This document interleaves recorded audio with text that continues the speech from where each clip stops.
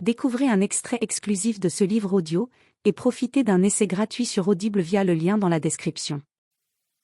Quand la lumière surgit, le choc faillit fendre le crâne d'Elena en deux. Des cris retentirent. Merde, comment elle s'est réveillée, celle-là? La voix était plus forte que la douleur sensorielle. La lumière lui poignardait les yeux, s'enfonçait dans son crâne. Dieu, ses yeux lui faisaient un mal de chien. Elle se tortilla. La lumière se brouilla, oscilla. Un liquide lui brûla la gorge. Un grondement lui emplit les oreilles.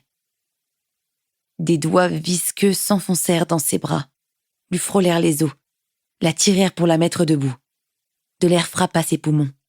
Ils se contractèrent alors que le fluide remontait. Fais chier ce gel de stase. Je n'arrive pas à avoir une bonne prise.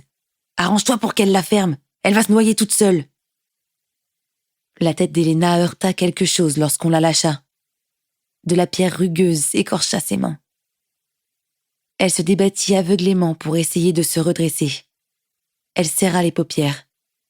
Mais la lumière lui faisait toujours l'effet d'un poignard dans son cerveau. Un objet dur fut arraché de sa nuque, et quelque chose de chaud et d'humide s'écoula sur sa peau.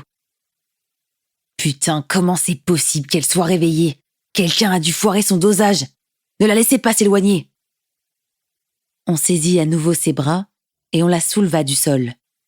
Elle parvint à se dégager et se força à rouvrir les yeux.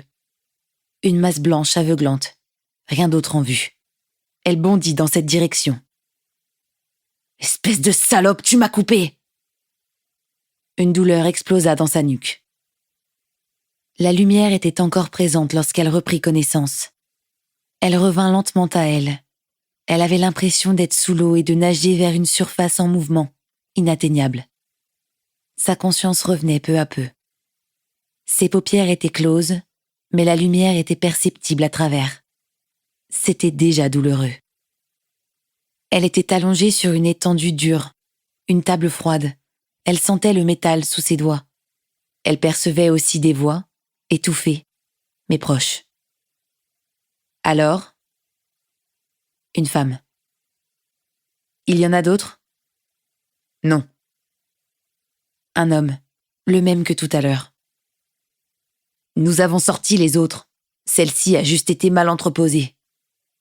Et elle était consciente quand vous avez ouvert le réservoir?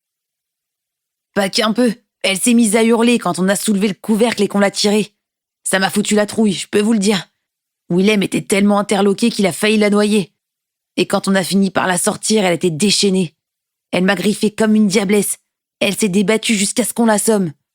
Elle avait la perfusion et tout, mais la sédation était coupée. Quelqu'un a dû la dérégler. Ça n'explique pas qu'elle n'ait pas de dossier, souligna la femme. C'est étrange. Ça a dû être fait à la va-vite. Elle n'a pas pu être entreposée longtemps. Même ceux qui ont été préparés correctement sont morts, pour la plupart. Dans un bon nombre de réservoirs, on ne trouve plus que de la soupe et des os. Il laissa échapper un rire nerveux. Livre audio complet gratuit disponible en description de cette vidéo.